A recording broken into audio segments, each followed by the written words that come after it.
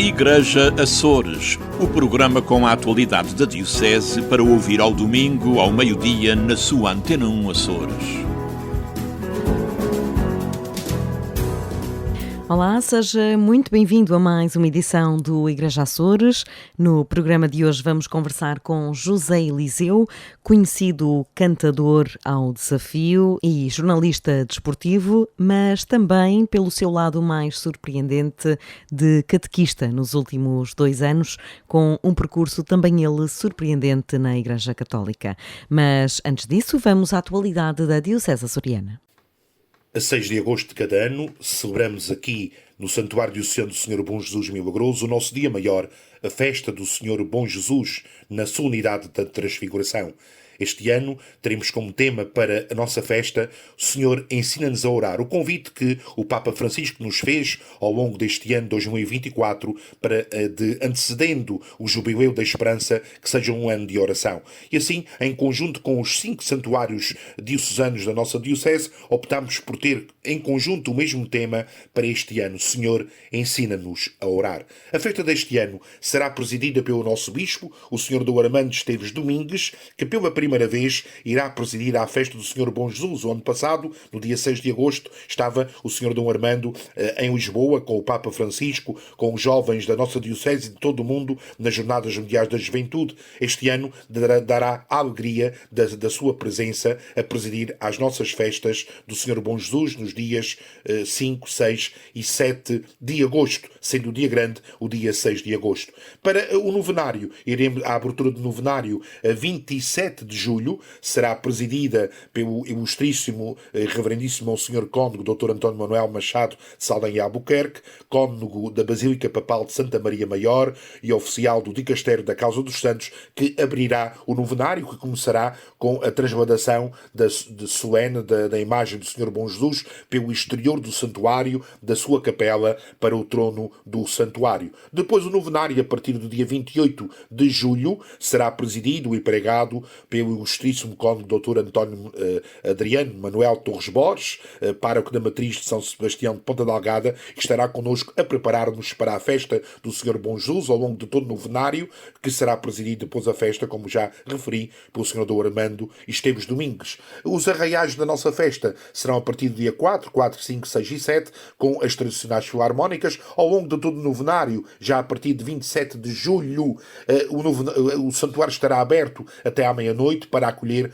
todos os peregrinos, todos os romeros do Senhor Bom Jesus que se deslocam a pé pelos caminhos desta ilha até ao Santuário do Senhor Bom Jesus. Por isso mesmo estará todos os dias aberto até à meia-noite. De referir ainda que pela altura da festa teremos a alegria de inaugurar a Casa do Bom Jesus. Será um espaço museológico aqui mesmo junto ao santuário, uma parceria do santuário com a Câmara Municipal da Madalena, que se candidatou a fundos comunitários para este espaço museológico em que estarão expostas as capas do Senhor Bom Jesus e todo o tesouro do Senhor Bom Jesus, que com segurança e o culto ao Senhor Bom Jesus que estará exposto nesta exposição permanente na Casa do Bom Jesus, que teremos a alegria de inaugurar na festa deste ano 2024. Será um espaço em que todos aqueles que vierem ao Santuário do Senhor Bom Jesus poderão visitar, conhecendo um pouco da história do culto ao Senhor Bom Jesus, que desde 1862, a cada 6 de agosto, congrega aqui em São Mateus do Pico milhares de peregrinos que vêm de todos os pontos desta ilha, das ilhas vizinhas, da nossa diáspora,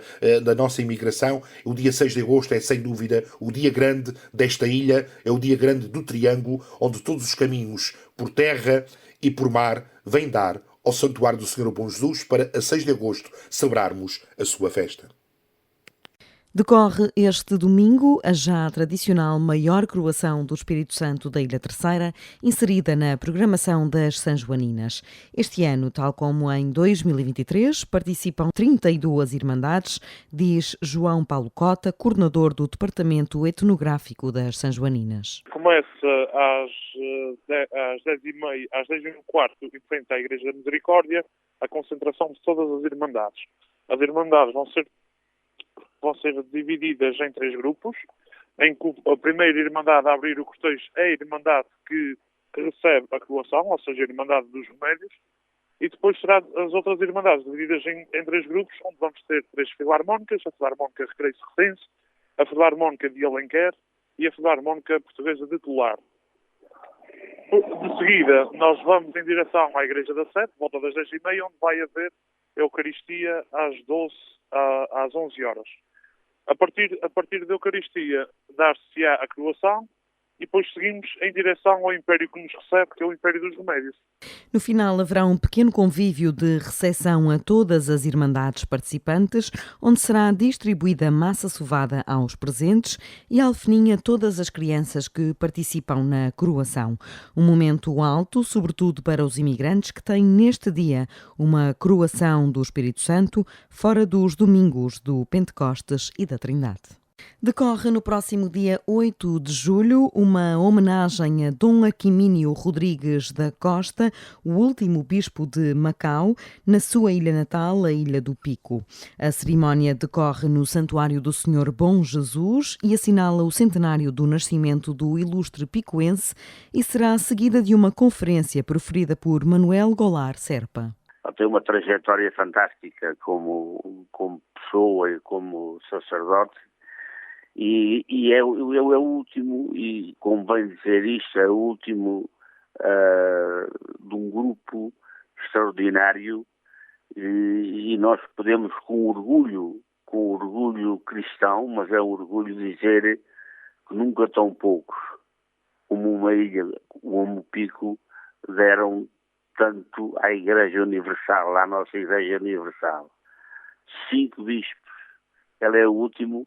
Portanto, merece tudo o que os outros fizeram, ele também o fez, bem ou mal, nós não vamos discutir isso, mas todos fizeram coisas extraordinárias no Oriente.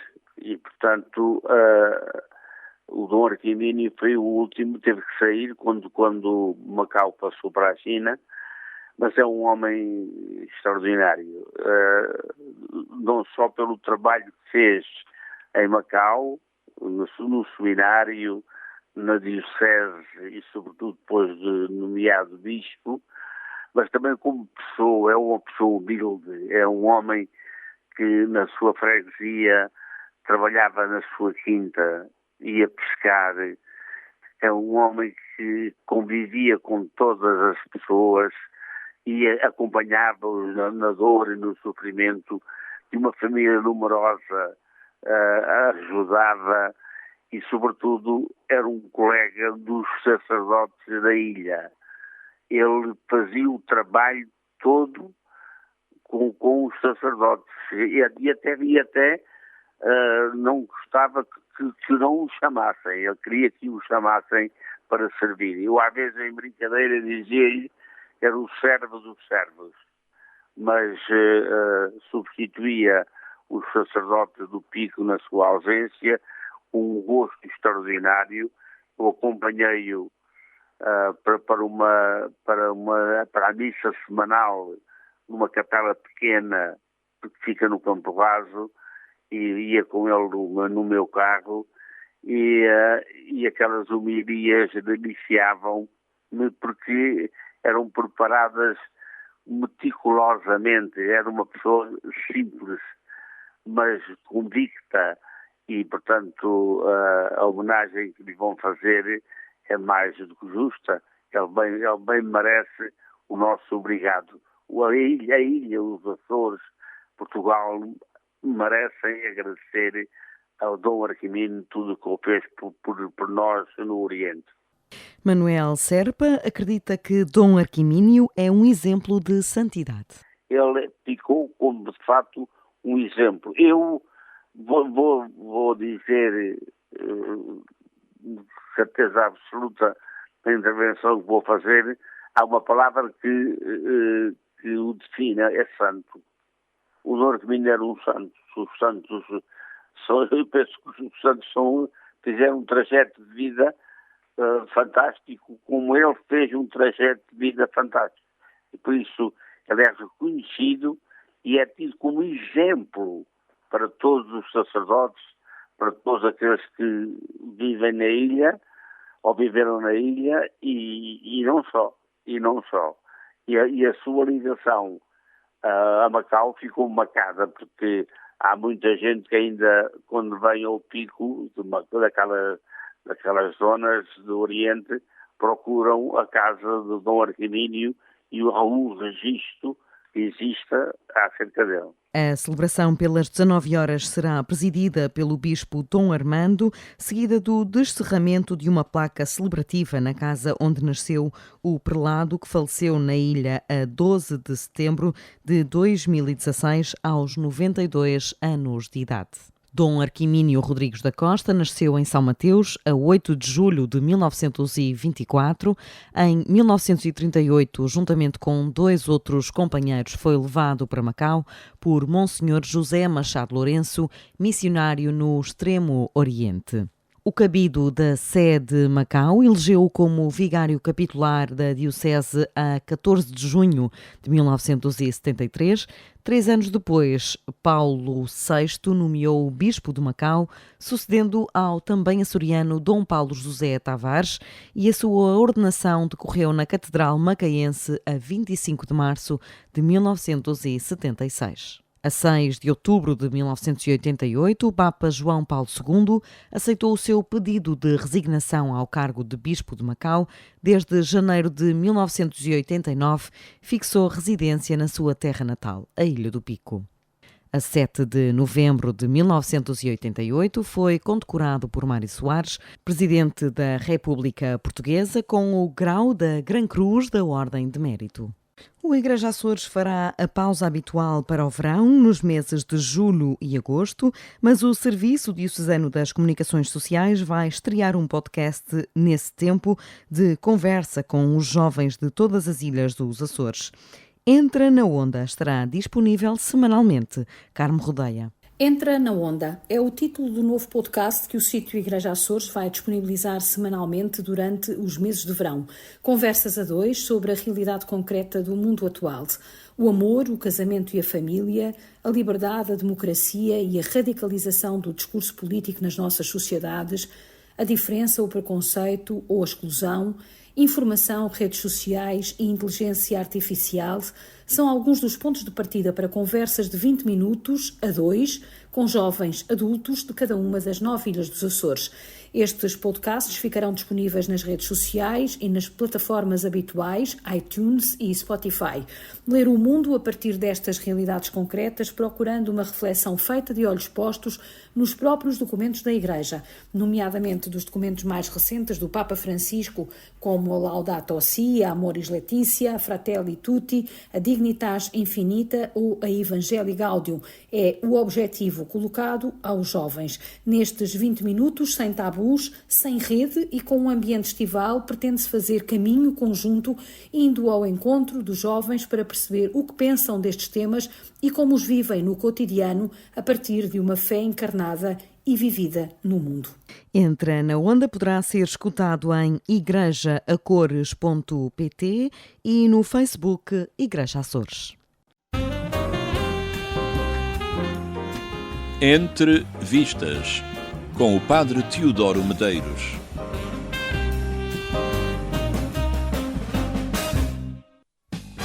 Lupin III, O Castelo de Cagliostro, é um filme de animação de 1979.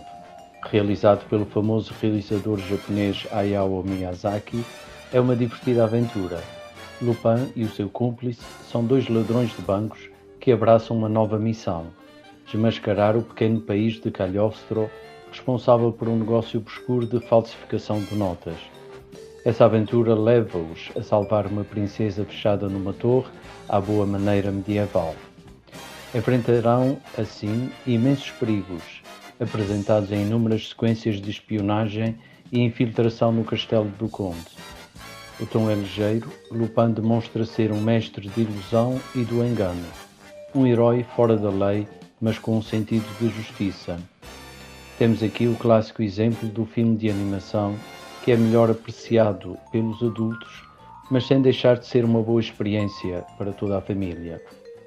Como é a regra com Miyazaki, em Lupin III, O Castelo de Cagliostro, a animação é soberba. Bom visionamento, boa semana e um santo domingo para todos.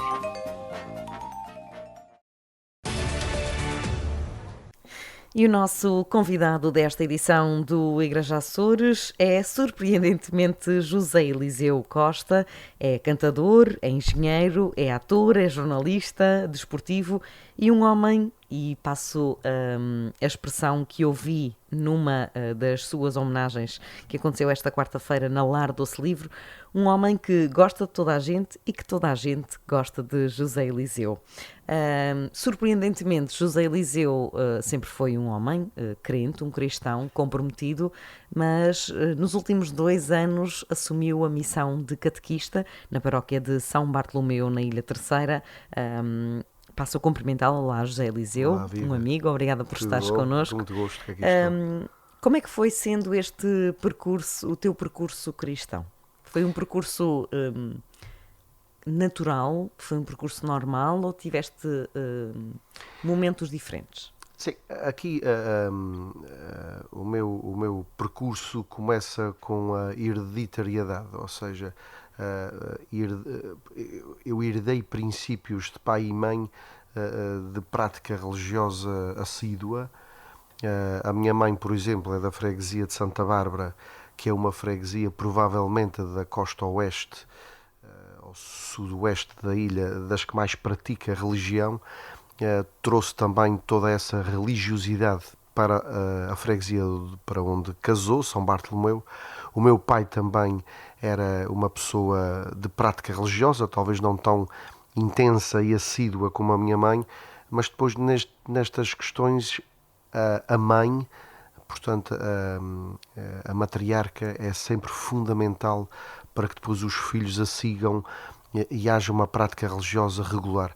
E isso foi o que aconteceu em nossa casa, portanto, quando eu falo na minha casa de solteiro, em que éramos só 3, sou filho único, a minha mãe, o meu pai e eu, íamos com regularidade às cerimónias religiosas e tudo o que era ritos católicos, e depois há sempre uma fase em que os rapazes principalmente fazem um sacrifício de acompanhar os pais. Depois chega uma fase em que já é esses filhos que faziam o sacrifício com os pais que têm de puxar os seus próprios filhos para ir com ele às celebrações. E o que aconteceu comigo, depois de passar ali os 30 anos, tornei-me um cristão com outro tipo de responsabilidade e vendo a prática religiosa com outros olhos que não vira até então. O que é que mudou em termos práticos? O que é que mudou na tua crença, na tua fé, na tua visão da Igreja? Sobretudo a experiência de vida. E isto porquê? Porque, por exemplo, nas catequeses em que eu sou o responsável e que reúno a malta do 9º e 10º anos, a forma que eu tenho de os manter atentos é com exemplos. Ora, e quantos mais exemplos a gente tem a ver com a experiência de vida. Quantos mais anos nós vivermos, mais histórias temos para contar. E algumas histórias que, aos meus olhos, ao meu entendimento, provaram que Deus existe e que Deus tem o seu projeto independentemente da nossa vontade, isso foi fazendo que eu me tornasse um cristão e um católico diferente do que era no tempo da adolescência e até mesmo da juventude. Foram essas histórias que acreditas que te permitiram ser e aceitar ser catequista já numa fase muito adulta da tua vida? Sim, claro. Como é que foi esse processo e esse desafio? Até numa fase, digo eu, até quase extemporânea. Vai-se sempre a tempo, mas de qualquer forma foi uma aventura, porque esta missão não fazia parte das missões que constavam no meu rol de objetivos a cumprir na vida. Foi pároco de São Bartolomeu, um agualvense, chamado Francisco Sales Diniz, que era franciscano e depois tornou-se padre, portanto, com uma paróquia à sua conta. Já foi convidado do nosso programa também. Pronto, e ele achou que A catequese na freguesia de São Bartolomeu, como provavelmente em outras muitas, estava demasiado, como é que eu vou usar o termo, feminizada, ou seja, era só senhoras que eram catequistas e não havia homens que quisessem ou que se sentissem atraídos a ser catequistas, como eu também não me sentia. Até que depois que uma vez ele convidou-me a ir à sacristia porque necessitava de falar comigo um assunto importante. E eu, quando lá cheguei, a porta foi fechada, eu só com ele, e ele atirou-me logo: eu necessito que dês catequese. Bom, este convite, assim dito, a seco, apanhou-me de surpresa e a minha primeira reação foi negar. Porque nos fins de semana onde ocorre as sessões ou as aulas, ou não sei como é que a gente vai chamar, de catequese, coincidem de inverno com jogos de futebol, de basquetebol, e depois eu, como estava preso e também cantorias e viagens, não é? Mas de inverno menos, mas também, principalmente para o estrangeiro. Mas era mais aquele cordão que contratualmente me liga à RTP e que me obriga aos fins de semana em que eu estou cá e disponível a fazer reportagens desportivas. Depois pensei logo, isto é inconciliável. Depois ele deu-me carta branca para que eu tivesse um horário flexível, em que eu fosse o dono do meu horário, e depois os padres são treinados para persuadir, e depois ele sempre conseguiu me convencer a ser catequista. Eu filo com uma condição de haver uma catequista já com alguma experiência também ir comigo, para que me fosse avaliando e aconselhando, e isso aconteceu, e a verdade é que depois gostei. Agora, depois também não sei se a malta gostou das minhas, porque eu tenho às vezes um problema, e esse foi um defeito apontado por quem me avaliou, que é eu depois de começo a falar, embalo e quase que instintivamente não deixo ninguém falar. Estou a falar e não lhes dou tempo de antena para que eles se expressem, e nas poucas vezes que o fiz, eles não se expressaram, como que a convidar-me a continuar, e tornei-me um catequista de um discurso, como é que eu vou dizer, unívoco ou unilateral, só de cá para lá. Mas que estou a gostar da experiência. Isso também é defeito de jornalista, não é? Provavelmente. E de relatador de futebol. Provavelmente.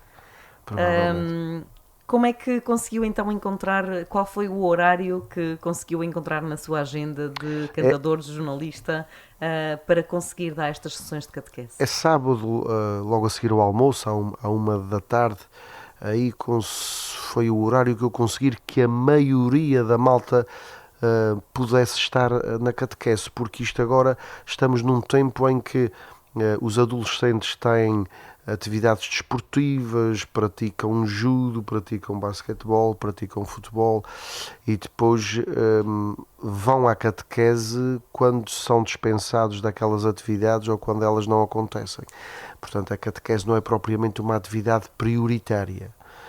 De qualquer forma, eu tento que não façam muito sacrifício a ir à catequese, ou seja, que se sintam bem, Eu recordo sempre, na primeira sessão de catequese, 9 adolescentes.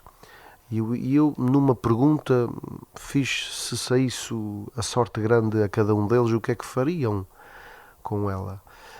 E houve um que disse, de modo até um pouco áspero, sairia daqui para fora. Desaparecia daqui. Portanto, quando ele disse daqui era da catequese. E depois tornou-se um adolescente exemplar, tanto na assimilação daquilo que eu queria que eles assimilassem, como até em própria pessoa de feitio, e hoje deixei de o ver com a frequência que o via, mas tornámos-nos muito amigos. e a própria mãe deu-me feedback disso. José Eliseu, e vimos isso nesta homenagem que lhe prestaram, também alguns párocos que já trabalharam consigo estiveram presentes nessa sessão.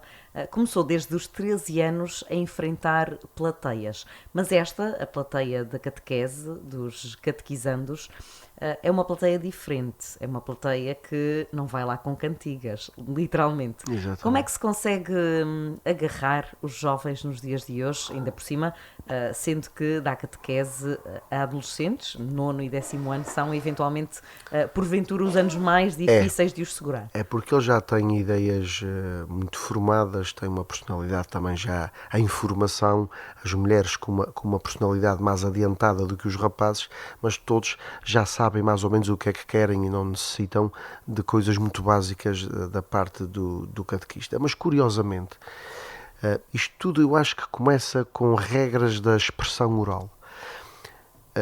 Eu, em 2001, fui convidado pelo Instituto Açoriano de Cultura a fazer uma palestra sobre o Terra, que era considerado o primeiro improvisador que houve aqui na ilha. E eu não fazia a mínima ideia como se fazia ou como se escreveria um texto desse género, nem como se o apresentava. E eu recordo de ter algumas aulas, vou chamar assim, por exemplo, do Armando Mendes, que é vizinho de porta dos meus pais, de estar a instruir-me como é que deveria ser, como é que uma palestra devia ser falada, oralizada, depois de escrita. E eu acho que essas regras, de regras de expressão oral que mantêm a plateia presa, atenta, eu usei essas táticas para tê-los presos também no que concerne à atenção. E funcionou? Eu não quero dizer que o sucesso é pleno, mas globalmente eu consigo ter em 3/4 do tempo de catequese os adolescentes atentos. Como é que tem sido esta missão e o que é que tem aprendido com estes jovens? Eu tenho aprendido que a primeira igreja e principal é a igreja do domicílio, a igreja familiar. E nós temos que fazer permitam-me o termo, ginástica diferente com quem vem de famílias problemáticas, não praticantes, absentistas, algumas quase a roçar o agnóstico, e outro tipo de ginástica mais leve, com aquelas que trazem de casa já uma certa prática e certos conceitos e certas formas de estar. Isto tem-me ensinado que muitas das pessoas que são de determinada forma em termos de feitio, a razão está sempre na família e no princípio, quando eles estão pequenos. E há que compreender isso.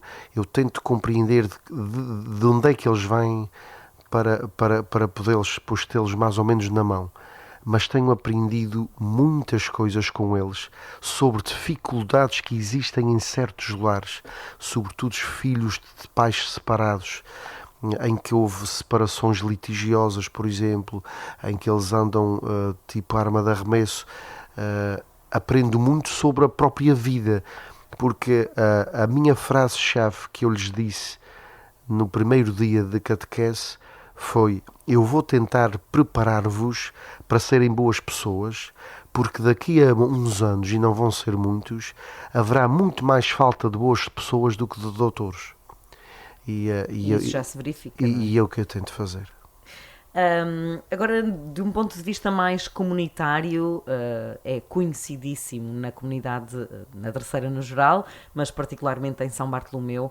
Como é que a comunidade e os próprios encarregados de educação, pais destes jovens, olharam para esta sua nova missão? Foi surpreendente?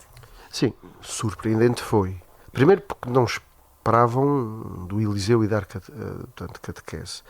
Depois também não sabiam, até porque eu sou uma pessoa um tanto ou quanto com algum déficit de concentração, cabeça no ar, vou para a catequese, uma vez esquece-me da chave da porta, outra vez, e já tivemos catequeses campais porque eu esqueci-me da chave da porta, mas o engraçado é que eu parece-me que esta entropia mental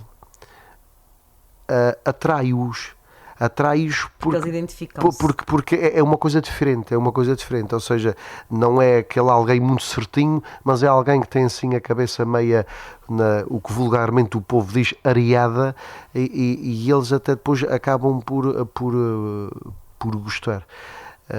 Eu, por exemplo, uma coisa que na catequese eu noto, porque em São Bartolomeu todos os últimos sábados de cada mês há uma celebração para a catequese, eu noto é que eles vão à celebração, mas, por exemplo, as respostas que é dada à comunidade dar numa celebração eucarística, só aqueles que praticam com os pais. Uhum. Há aqui uma falta de literacia responsorial na parte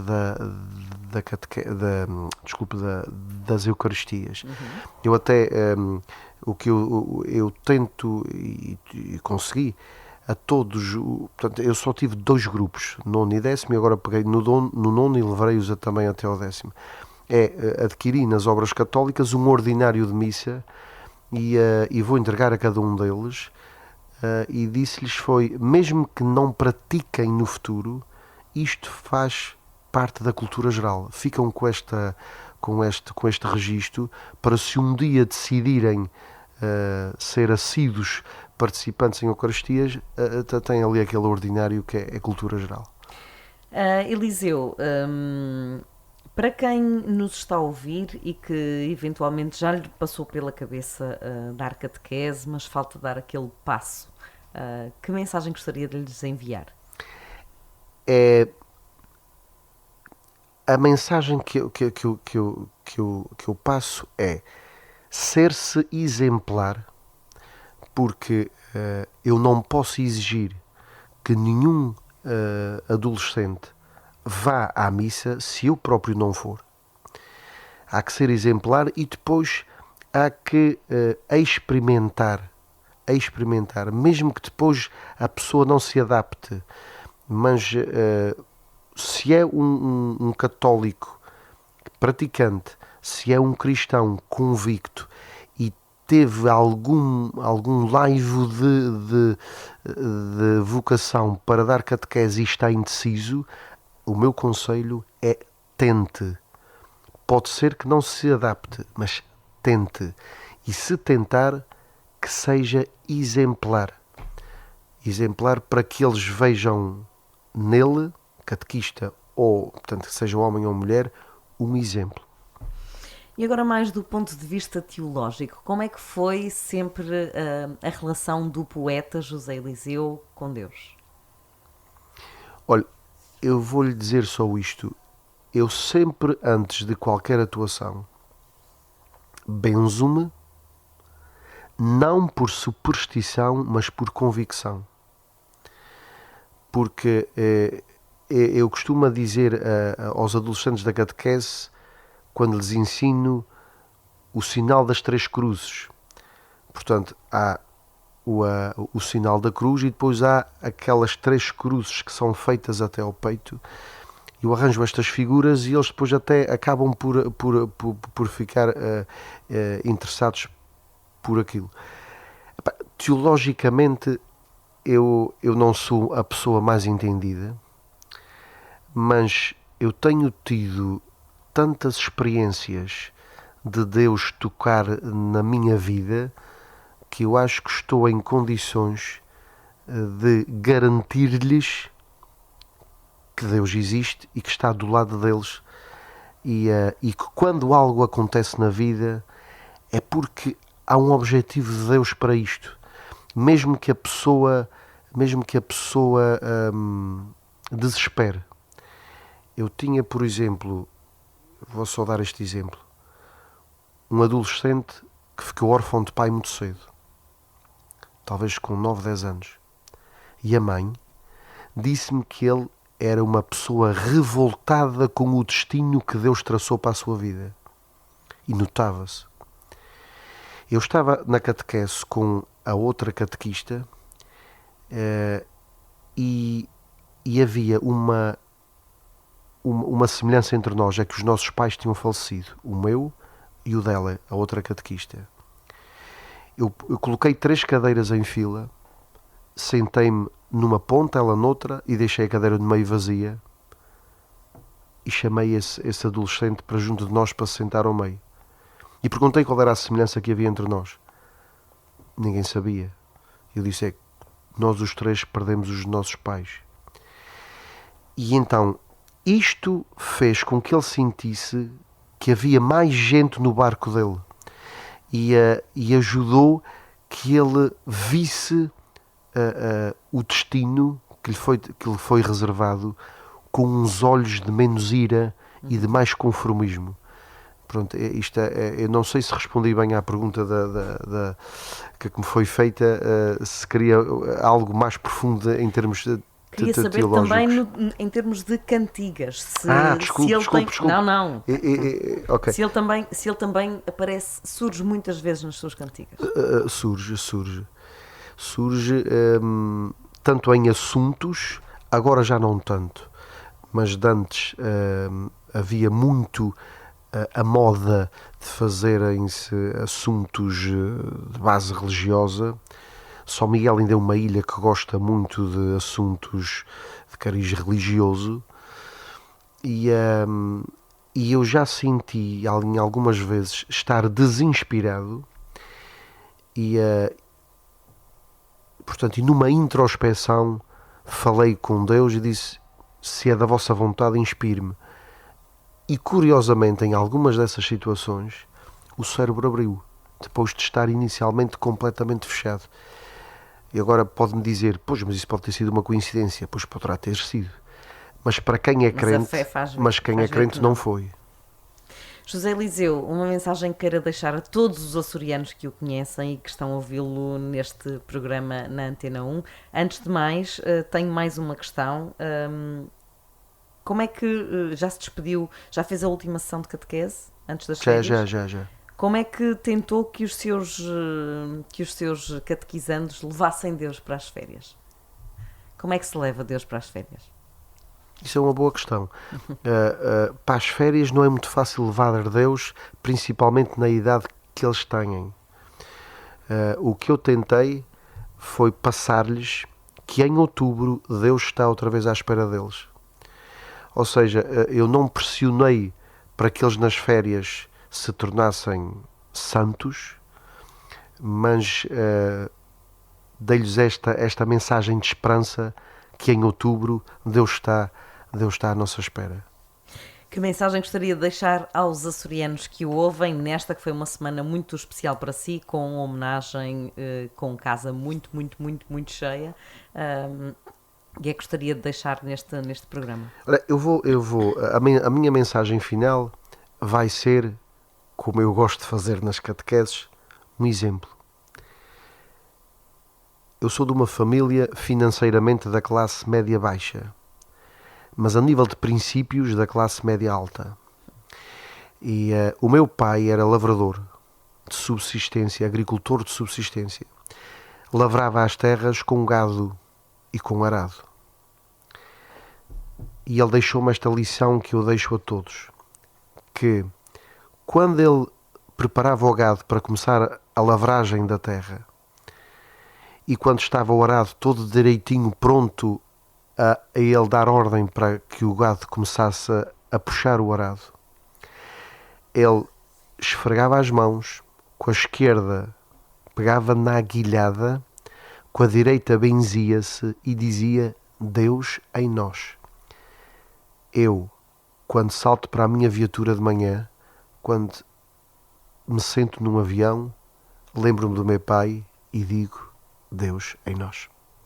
Fica aqui esta mensagem para as nossas férias de José Eliseu Costa, o nosso convidado desta semana. O programa Igreja Açores vai também fazer a sua pausa habitual nos meses de julho e agosto. Continuamos com o nosso podcast jovem, mas estamos de regresso no primeiro domingo de setembro. Tenha um excelente verão e fique com Deus. Igreja Açores, o programa com a atualidade da Diocese para ouvir ao domingo, ao meio-dia, na sua Antena 1 Açores.